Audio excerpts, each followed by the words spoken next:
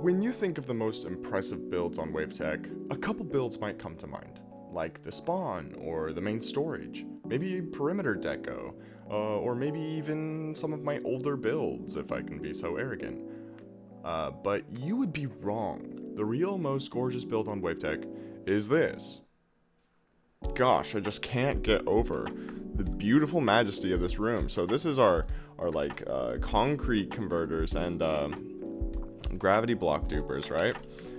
But look at this deco on the outside. We got these nice gray walls. We got sponges. Oh, so many sponges. Look at all the sponges. Definitely not going to waste. Look how gorgeous this all is. You got some water features. Like, look, can I fly through that? Flight duration 3 is going to be the death of me. And look, there's even some slimestone floating around. Like, what even is that? Huh? What is that? Oh, it's beautiful. That's what that is. That's why I find it kind of funny that after all of this beautiful hard work that went into making this, they asked me to cover it up. Like, somebody said that they didn't like the looks of it and they want it covered up. I don't understand why, but I mean, like, who am I to say no to a challenge? So naturally, see this big hole? Let's make it look somehow better than this masterpiece. So you know the drill. I take a schematic, brought it over to single player so I can play around with a bit of world edit. The first thing that I did was add this large cylinder, light gray, concrete. I wanted to keep the same motif sort of the previous design, so I went with gray, but I changed it to light gray this time. Then I also added this border of blue concrete that is just below what will be the water level. So then when we remove the borders, the water will spill back over, leaving just this cylinder in the water and through the ground. And I thought that that was fairly interesting. The next thing that I decided to tackle was the platform around the concrete converter itself. I thought that the black stone was too textured, it didn't have that kind of clean look, so I went with smooth quartz instead. And to keep this sort of cylinder feel, you'll see that I added a platform around it in a cylinder style, and I left a white glass pathways to the converters in case we need to change out the different types of concrete. And I think that it turned out fairly well. You'll see that I added a border here and a glass pane wall just so nobody accidentally falls over. This is where it gets fairly interesting. I thought that since we had a concrete farm, it would be apt to make it more colorful. So boom, big splotch of yellow right there. Then I also added cyan and lime and magenta, these very bright and colorful blobs, and I thought that they were very kind of fun and playful, and they give the entire build a more childish sort of vibe, which I kind of liked, and I rarely work with bright colors, so I thought that this wasn't too bad of a first go.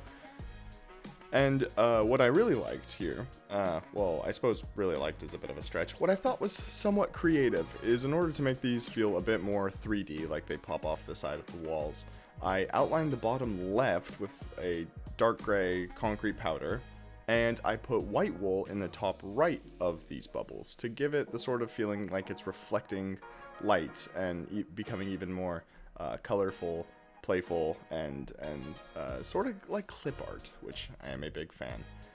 And here's the top-down view, my personal favorite view while I was editing this. I thought that this was a very fun view. And I think that it turned out fairly well. I would love to know your opinions down below. But for now, let's go build this up in survival. I can't even explain how nice it is to be able to come into the sheep farm and just already have all the wool that I can need and not have to craft any of it. It feels pretty good.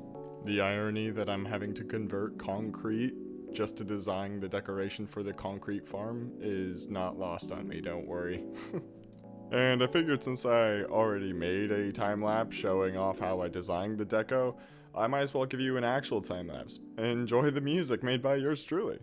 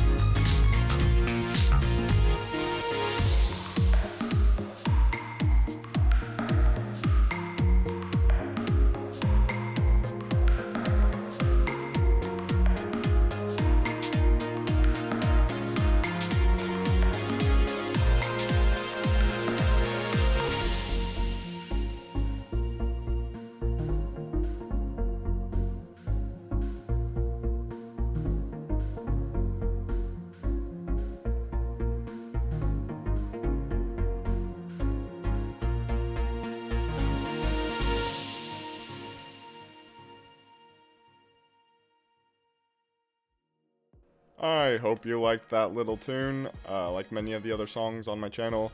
That was made by yours truly, along with one of my pals a few years ago. But I think that the build came out fairly well. There was a few issues, namely that I forgot to put this gray concrete powder around the side of this bubble. That will definitely annoy me. Oh gosh, yeah, you know what? I should probably go fix that. But apart from that, I think it turned out fairly well. There was not a ton of mistakes, apart from the wool constantly lighting on fire. That was a little bit of an issue. I'm actually really pleased with how this build turned out. I wasn't super convinced when I started it, but as I started to build, the color seemed to be more appealing, and I ended up liking it a bit more. And once again, finishing a video by answering any questions I had on the previous one. So the first question is from Bombkite, I bet I pronounced that wrong, asking how did I get into Wavetech and how did I come across it. I came across Wavetech by watching fellow member Cubic Meter's videos, and then branching out from there and looking at all the other content that comes from there, finding it really interesting, and when a opportunity for applications came up, I created the application video that you can see on my channel, and the rest is history. I am very fortunate to be here, and I will be sure to keep you all updated if we open applications again, because I'm sure we'll be doing that eventually. The next question is from Trashbin, asking how long I've been playing, and this is a fun little fact. I've actually been playing Minecraft since 2009, getting close to 13 years on the game, and which is insane to think that I've played all this time. I still haven't decided how I want to end these, so we're doing this again. Slater,